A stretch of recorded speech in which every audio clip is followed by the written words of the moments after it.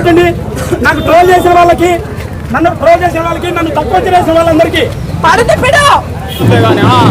Cinema మాత్రం శ్రీకాంత్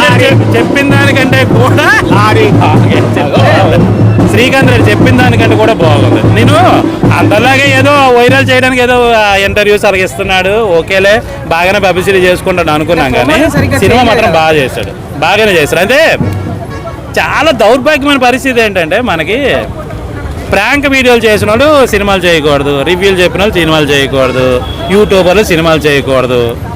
అది కూడా దౌర్భాగ్యం ఏంటో తెలుసా, మళ్ళీ మన యూట్యూబ్ ఛానల్స్ పెట్టిన వాళ్ళే మళ్ళీ దానికి కౌంటర్లు.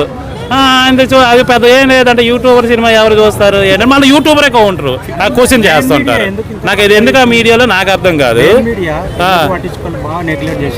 మెయిన్ మీడియా చీప్గా అదే అంటున్నాను కదా, రోడ్డు మీద వచ్చినాడు ఎవడో హీరో కాకూడదు.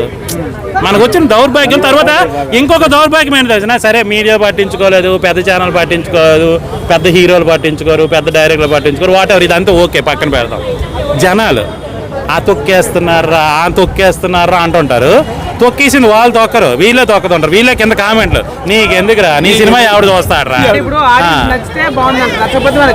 నచ్చడమో నచ్చకపోవడమో, సినిమా చూడకముందు ఎందుకు కామెంట్లు పెడుతున్నారు? సినిమా ఈ రోజు రిలీజ్ ముందే ఎందుకు కామెంట్లు పెట్టా, నీ సినిమా ఎవడు చూస్తాడరా, నువ్వు అసలు హీరోవేనా? హీరో అంటే ఏంట్రా? హీరో అంటే చాటింగ్ చేసి కామెంట్లు పెట్టడమా? హీరో అంటే ఓకే, ట్రోల్స్ చేయడము, కామెంట్స్ పెట్టడం. సరే, సినిమాలు చేసేవాడు చిన్నవాళ్ళు, సినిమా చేసిన వాళ్ళు పనికి మానాలు, ప్రాంకులు చేసిన వాళ్ళు మీ దృష్టిలో పనికి మానాలు అనుకుందాం. సరే, ఈ కామెంట్లు చేసిన వాళ్ళందరూ మీరు ఒక టీచర్ అవ్వండి, లేదా డాక్టర్ అయి చూపించండి, లేదు అంటే ఆర్మీకి వెళ్ళండి, మేము సలాం కొడతాము. మీకు ఏది చేత అవ్వదురా, ఓపెన్గా చెప్తా. కామెంట్స్ పనికి మాలిన కామెంట్స్ పెట్టడం ప్రతి ఎదవకి నేను ఇదే చెప్తున్నా, మీకు చేత అవ్వదు. మీరు సాధించడం మీకు చేత అవ్వదు. ఒకడు ఏదైనా సాధిస్తే కామెంట్స్ పెడతాము, ఇది తప్ప వేరేది మీకు రాదు. మీరు ఇప్పుడు ఆర్మీకి వెళ్ళండి, మీకు నేను సలాం కొడతా.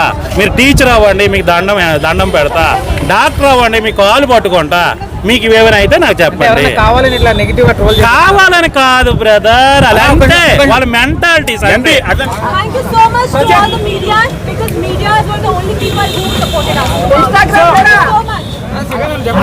అందరూ నన్ను సమాజమే దేవాలయం, ప్రజలే దేవుళ్ళు, నాకు సపోర్ట్ చేసే వాళ్ళకి ప్రతి ఒక్కరికి ధన్యవాదాలు. అందరినీ గౌరవిస్తున్నాను. అమ్మ, అక్క, చెల్లి, అన్న అందరికి.